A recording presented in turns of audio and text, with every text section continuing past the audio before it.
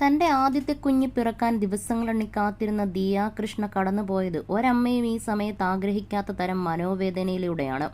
തന്റെ സ്ഥാപനത്തെ വിശ്വസിച്ചേൽപ്പിച്ച കൈകൾ ചതിക്കുമെന്ന് ദിയ ഒരിക്കലും പ്രതീക്ഷിച്ചില്ല.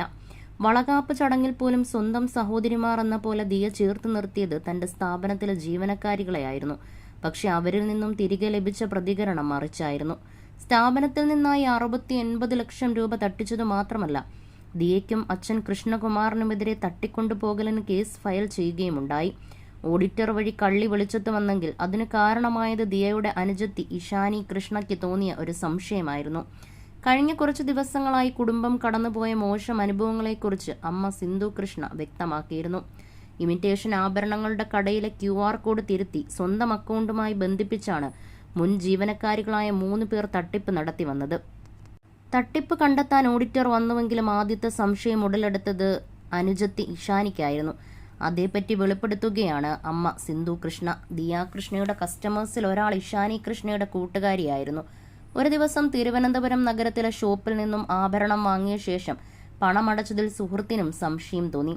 QR കോഡ് എന്തോ പ്രശ്നമുള്ളതായി അവർ മനസ്സിലാക്കി. കടയിലെ ജീവനക്കാരികളുടെ QR കോഡാണ് പകരം നൽകിയത്.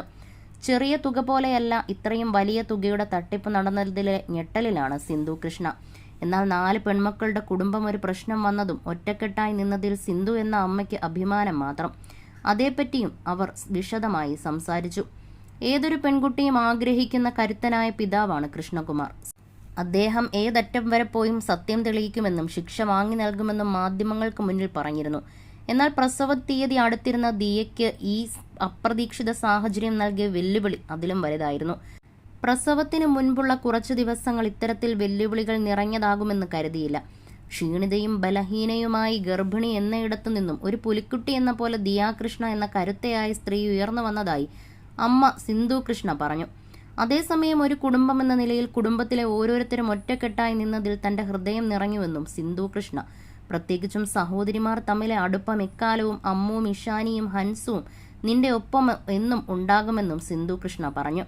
മുൻ ജീവനക്കാരികൾ തട്ടിച്ച 69 ലക്ഷത്തിൽ 66 ലക്ഷവും ബാങ്ക് അക്കൗണ്ട് സ്റ്റേറ്റ്മെന്റ് പരിശോധിച്ചതിൽ നിന്നും പോലീസ് കണ്ടെത്തിയിരുന്നു. എന്നും നിന്റെ കൈപിടിക്കാൻ കൂടെയുണ്ടാകുമെന്ന് സിന്ധു കൃഷ്ണ പോസ്റ്റിൽ പറയുന്നു. അതോടൊപ്പം അഭ്യുദയകാംക്ഷികൾക്കും സിന്ധു കൃഷ്ണ നന്ദി അറിയിച്ചു. പിന്തുണയ്ക്കും പ്രാർത്ഥനയ്ക്കും നന്ദിയെന്ന് സിന്ധു കൃഷ്ണ ഇൻസ്റ്റഗ്രാം സ്റ്റോറിയിലും അറിയിച്ചു.